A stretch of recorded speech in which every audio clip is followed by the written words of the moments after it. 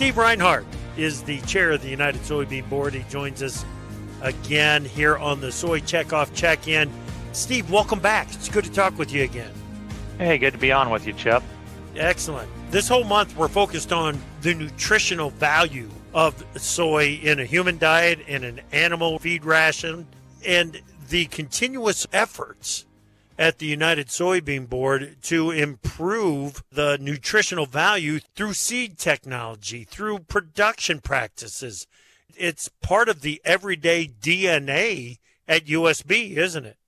Yeah, it's something we're working with all the time, and we're in the thick of our process now to look at a lot of those investments and how we want to move through fiscal year 25 already. And just in my short lifetime that I've been, running the farm, I mean, we've seen the continuous improvements in that seed technology, and we're able to increase the ability to process more soybean oil and innovating into the future, as we look to collaborate with industry partners, researchers, our academic institutions to continue to drive that growth needed for both the food demands and then for the sustainability production as well. And that's all done with the help of the Soy Checkoff, and it's been a really good process. Our last ROI, of course, Chip, for every dollar invested in that checkoff was returning $12.34 back to the farmer. Yeah, that's a great return and something that we need to keep in mind here.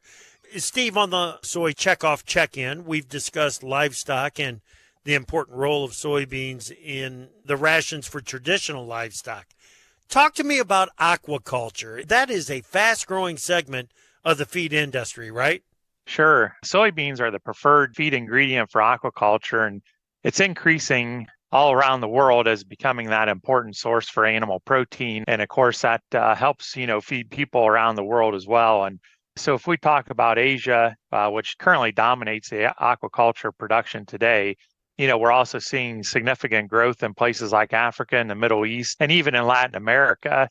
And I can share with you, Chip, we took a trip down to Latin America mission to look at, where are our investments going and what are we doing? And we saw a really sophisticated in-pond raceway system. So basically they raise these tilapia in a raceway. So it's a long in-pond system that continually flows the water and collects the sediment from the fish, and that can be used as fertilizer then for other crops. So they're in a more controlled environment, and the fish will produce more rapidly, and then that is a protein source that they can use not only in country, but then it can even be exported here to the U.S. And they love our soybeans, and in fact, they like to put their logo on the fish themselves. The package, it says, produced with sustainable U.S. soy, and that actually creates a higher income stream for them in the retail locations than the ones that are produced without that logo. That's really cool. Produced with sustainable U.S. soy. That's really cool.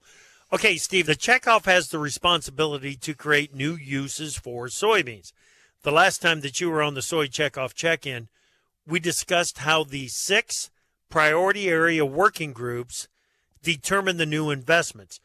How else is the checkoff investing in finding that additional value for soybeans? Sure. So we partner with a group called the Yield Lab Institute, and we have a Soy Innovation Challenge, and that's basically to derive more value from the soybean meal.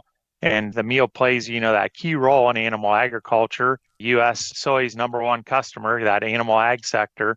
So innovations may increase the inclusion in animal rations. We talked about aquaculture, maybe pet foods, and even soy for human consumption. We also look at innovations that advance the commercial viability of existing uses in both the food and feed space, and overcome, some of those technical challenges in increasing that usage. And then we also look at what are the storage requirements or viability of soybean meal over time. So we ask these ag tech startups and innovators, and, some of them are scientists and entrepreneurs, and basically to kind of create these technologies that we think we're going to need to move soybean meal into not only more into the existing markets, but also markets that we haven't even developed yet.